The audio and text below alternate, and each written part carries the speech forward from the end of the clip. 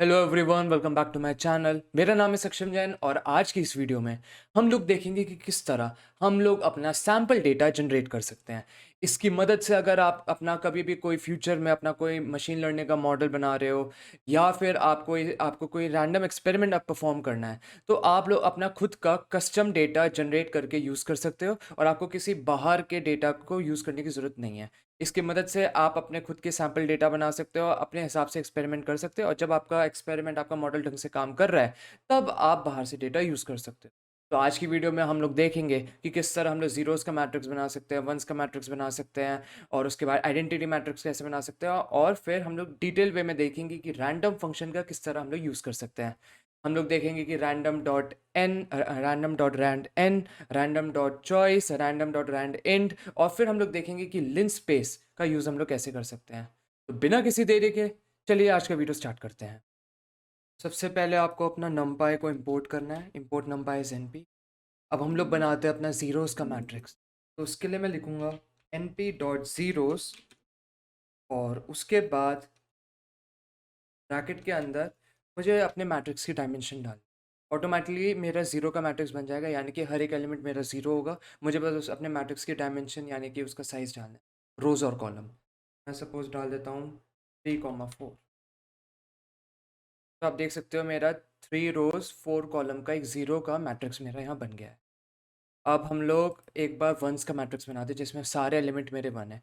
जो हमने यहाँ करा एग्जैक्टली वही है, बस ज़ीरोज़ की जगह हमें डालना होगा एन डॉट वंस। इसके बाद यहाँ पे मैं डाल देता हूँ सपोज के अंदर, तो मेरा वंस का मैट्रिक्स बन गया जिसमें है 2 रोज़ और 3 कॉलम। अब हम लोग बनाते हैं एक आइडेंटिटी मैट्रिक्स। इसके लिए मैं लिख दूंगा यहाँ पे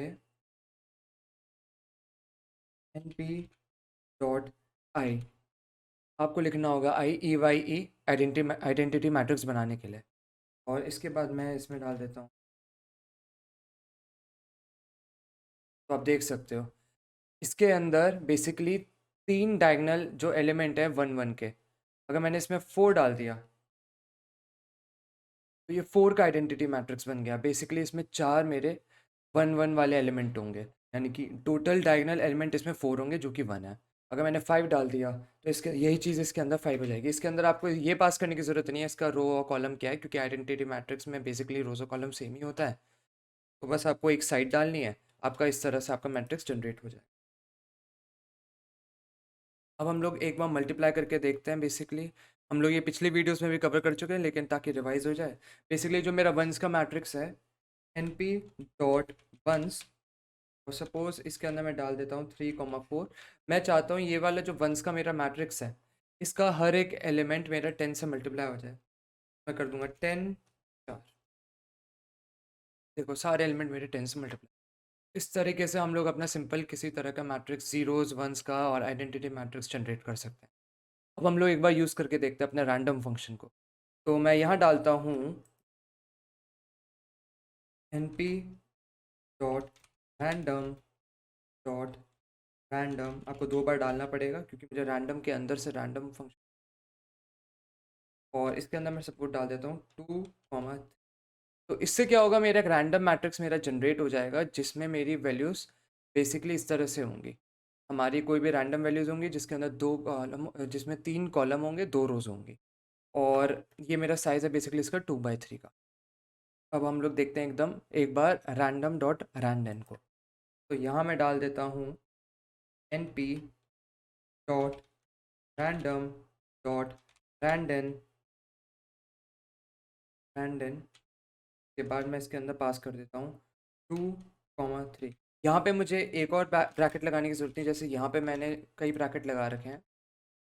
इधर एक और, मतलब ब्रैकेट के अंदर एक और ब्रैकेट लगा रखा है। क्यों? क्योंकि मुझे यहाँ पे बेसिकली एक ही आर्गुमेंट पास करना है, लेकिन यहाँ पे रैंड एन के साथ मैं मल्टीपल आर्गुमेंट पास कर सकता हूँ। इसलिए मैंने अंदर कोई ब्रैकेट, आर्गुमेंट में कोई ब्रैकेट नहीं लगाया, मैंने कॉमा डाल दिया है यहाँ पे। तो ये क्या करेगा, इससे मेरा एक रैंडम मैट्रिक्स बन जाएगा जो कि मेरा स्टैंडर्ड नॉर्मल डिस्ट्रीब्यूशन से वैल्यू लेगा। आप देख सकते हो यहाँ पे सारे एलिमेंट्स का अगर आप मीन करोगे तो मेरा मीन यहाँ पे आएगा 0, और अगर आप इसका वेरिएंस निकालोगे तो इसका वेरिएंस आएगा 1।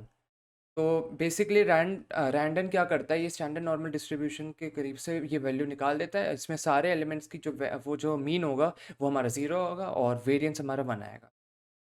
अब हम लोग एक बार एक और चीज़ करके देखते हैं।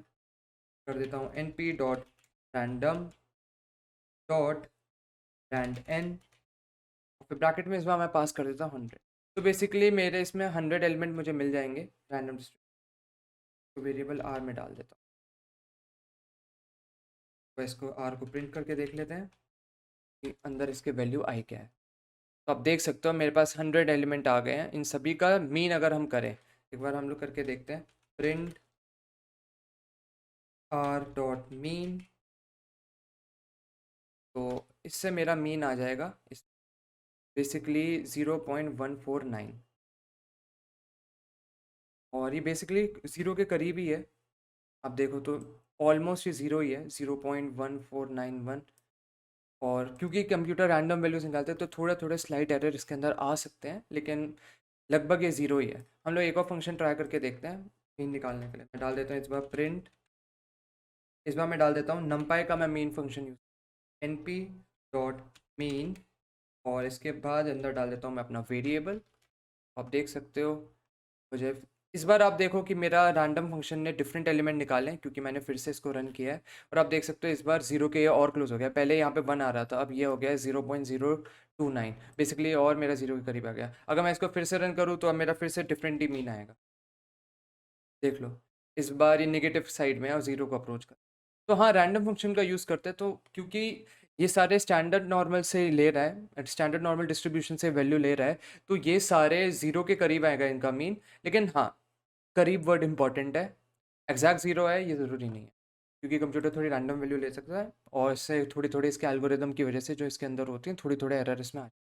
अब हम लोग एक बार वेरिएंस निकाल के देखते हैं, तो आर डॉट वैर रन करेंगे। अब देख सकते हो वेरिएंस आ गया 0.823, जो कि ऑलमोस्ट क्लोज टू 1 है। अब हम लोग एक बार इसका स्टैंडर्ड वेरिएशन निकाल लेते हैं। बेसिकली ये रूट होता है मेरे वेरिएशन का। डाल देता हूँ आर डॉट स्टैंडर्ड, यहाँ मुझे डाल देता हूँ।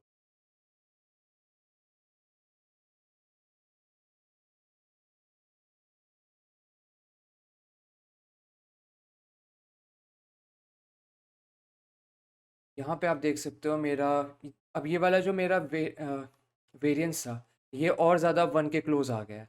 और क्योंकि ये इसका रूट निकालेंगे तो वो भी मतलब लगभग 1 का रूट तो 1 ही आता है, तो इसी तरह ये भी वैसा का वैसे ही आया है। और आप देख सकते हो अगर मीन की बात करें तो अब इसकी जो मीन है वो नेगेटिव साइड की तरफ शिफ्ट हो चुका है। और आप देख सकते हो ये ऑलमोस्ट 0 ही है। परफेक्ट आप एक्सपेक्ट मत करना, क्योंकि कंप्यूटर ज़्यादातर केसेस में परफेक्ट नहीं देते। अब हम लोग देखते हैं random dot rand int. Basically इसके लिए मैं इसमें डालूंगा np dot random dot rand int, और इसके बाद मैं इसके अंदर डालूंगा सपोज 0,10। साइज में सब डाल देता हूँ का 3,3। तो बेसिकली 0 से 10 के बीच का इसने एक मैट्रिक्स जनरेट कर दिया है। और जो 0 से 10 तक के जो एलिमेंट हैं ये सारे इंटीजर हैं। साइज़ इसका 3/3 है, यानी कि इसके अंदर 3 रो हैं और 3 कॉलम है। तो बेसिकली रैंडम डॉट रैंडेंट क्या करता है, ये जो भी हम लोग इसके अंदर रेंज देते हैं वहाँ तक के ये रैंडम इंटीजर निकाल लेता है और हमारा मैट्रिक्स या एरे जनरेट करके हमें दे देता है। एक और चीज़ करके देखते हैं यहीं पे रैंडम के साथ। यहाँ पे मैं कर देता हूँ सपोज एक अपना वेरिएबल बना लेता हूँ फिर से आर। आर के अंदर मैं डाल देता हूँ np dot random dot rand n, और इसके बाद मैं इसके अंदर डाल देता हूँ 1000। और क्योंकि रैंडेंट है तो मुझे इसके अंदर ब्रैकेट डालने की ज़रूरत नहीं। बेसिकली मुझे एक ही आर्ग्यूमेंट पास नहीं करना है, मुझे जो भी चीज़ें डालनी मैं कॉमा लगा लगा के इसमें डाल सकता हूँ। तो इसमें अब मैं डाल देता हूँ कॉमा लगा के, तो प्रिंट करके देखते हैं एक बार।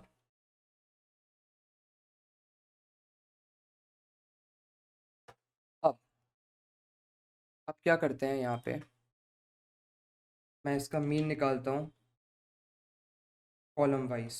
रो वाइज मीन नहीं निकालना, मैं कोशिश करता हूँ कि जितने भी कॉलम हैं उनके मीन निकालूँ।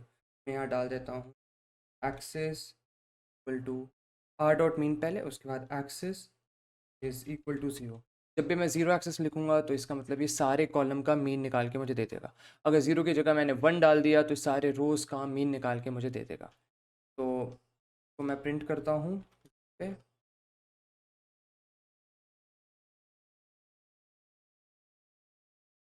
तो मुझे अपने सारे कॉलम्स का बेसिकली यहाँ पे 3 कॉलम है क्योंकि, तो मुझे 3 कॉलम्स का कॉलम वाइज मीन यहाँ पे मिल गया। अब मैं एक बार इसी चीज़ को रो वाइज करके देखता हूँ, सारे रोज़ का मैं मीन निकाल के देखता हूँ।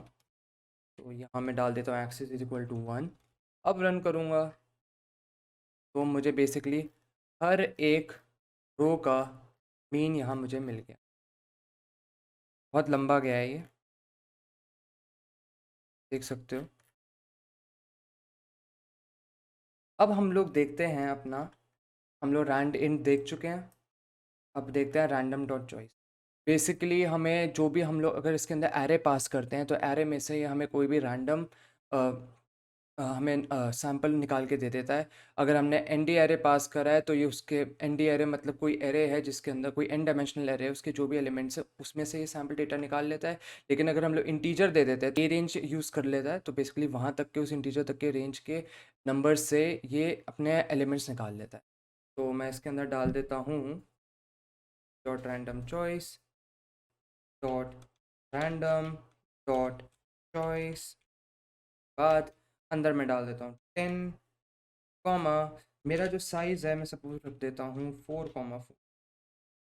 अगर प्रिंट करके देखें तो बेसिकली मैंने 10 डाला है तो इसने रेंज लगा दी, इसने 0 से लेकर 10 तक के बीच के। तो 0 से लेकर 10 तक के जितने भी नंबर है मतलब 1 to 9, तो ये वहाँ से अपने खुद से रैंडमली चूज़ कर लेता है नंबर और उनका 4x4 का इसने मैट्रिक्स बना दिया। अगर 10 की जगह मैंने यहाँ डाल दिया 5, तो 1 to 4 यानी कि 1 2 3 4 इंक्लूसिव 1 और 4, इनके ये रैंडम इनमें से एलिमेंट निकाल लेता है और मैट्रिक्स जनरेट करता है। अब हम लोग देखते हैं कि लिन स्पेस का कैसे यूज़। लिन स्पेस का आप अभी तक जितना भी सारी चीज़ें करी इनमें लिन स्पेस सबसे ज़्यादा इंपॉर्टेंट है। लिन स्पेस के लिए मैं क्या करता हूँ, बेसिकली मैं सबसे पहले टाइप करता हूँ एन पी डॉट लिन स्पेस, इसके अंदर मैं डाल देता हूँ 2.3.0 और मुझे बेसिकली सपोज 5 नंबर जनरेट करने, तो मैंने इसमें डाल दिया नम। अब मैं इसको अगर प्रिंट करूँगा, नम इज इक्वल 5 नंबर, तो नम इज इक्वल टू 5। तो इसने मुझे 2 से लेके 3 तक के बीच के 5 इवनली स्पेस्ड नंबर मुझे रिटर्न करके देती है। ये नंबर क्योंकि मैंने ये 0 0 डाल रखा है तो फ्लोटिंग पॉइंट नंबर भी मुझे रिटर्न करके दे सकता है। तो बेसिकली इसका क्या होता है लिन स्पेस का काम, कि आप इसमें जो भी रेंज देते हो और आप स्पेसिफाई कर देते हो मुझे कितने एलिमेंट्स चाहिए, तो वो उतने एलिमेंट्स उस रेंज में इवनली स्पेस डिस्ट्रीब्यूशन में मुझे रिटर्न करके देता है। अगर 2,3 की जगह मैंने यहाँ डाल दिया 10 सपोज, तो मुझे 2 से लेके 10 तक के बीच के मुझे ये 5 रैंडम नंबर्स मुझे जनरेट करके देगा और वो रैंडम नंबर्स इवनली स्पेस्ड होंगे। मैं इसको अगर रन करूँ, देख सकते हो क्या आया, 2 4 6 8 10 इक्वली डिस्ट्रीब्यूटेड है और इक्वली रैंडमली स्पेस्ड है। अगर 10 की जगह मैंने 11 डाला तो ये फ्लोट में चला जाएगा क्योंकि इंटीजर में तो 10 ऐसे पॉसिबल नहीं है ले। तो देखो फ्लोट में चला गया, यानी डेसिमल में चला। तो आज की वीडियो बड़ी ब्रीफ थी, लेकिन ये वो सारी चीज़ें हैं जिनका आप रेगुलर बेसिस पे आप यूज़ करेंगे। आप इसके अलावा आप कोई और भी अगर आप हो सकता है आपको डेटा जनरेट करने के लिए भी फंक्शन इनकाउंटर करना पड़े तो वो आप कोई भी ऑनलाइन इसके ऑनलाइन किसी वेबसाइट पे देख सकते हैं। और अगर आपको इन्हीं में थोड़ी और प्रैक्टिस चाहिए, आपको इन्हीं की फंक्शनैलिटी में और घुसना है, तो आप W3 स्कूल्स और भी बढ़िया बढ़िया वेबसाइट्स हैं जहाँ पे आप देख सकते हैं। वैसे मेनली आपको इतनी ही नॉलेज वैसे ज़रूरत पड़ेगी और इतना ही आपको बेसिकली याद रखना है ताकि आपका सारा काम अच्छे से चल जाए। इससे ज़्यादा इस टॉपिक में उतनी प्रैक्टिस की ज़रूरत होती नहीं। तो आज की वीडियो में इतना ही। अगली वीडियो के अंदर हम लोग कवर करेंगे मैटप्लॉटलिब। मैटप्लॉटलिब की ये बेसिक वीडियो रहेगी अगली। बेसिकली मैटप्लॉटलिब से रिलेटेड जितनी बेयर मिनिमम नॉलेज आपको ज़रूरी है उतनी नॉलेज कवर करेंगे। हम लोग वो सारे कॉन्सेप्ट कवर करेंगे जिसके बिना आप अपने मशीन लर्निंग या डेटा साइंस के करियर में बिल्कुल भी आगे नहीं बढ़ सकते। एडवांस वीडियो नहीं रहेगा, लेकिन हम लोग बेसिकली सारे टॉपिक्स को टच करेंगे। और बाद में कभी ज़रूरत पड़ी तो मैं एडवांस वीडियो भी बनाऊँगा जिसमें मैं सारी की सारी मैटप्लॉटलिब, सीबॉर्न इन सब की फंक्शनैलिटी आपको सिखाऊँगा। तो अगली वीडियो में मिलते हैं। Bye bye.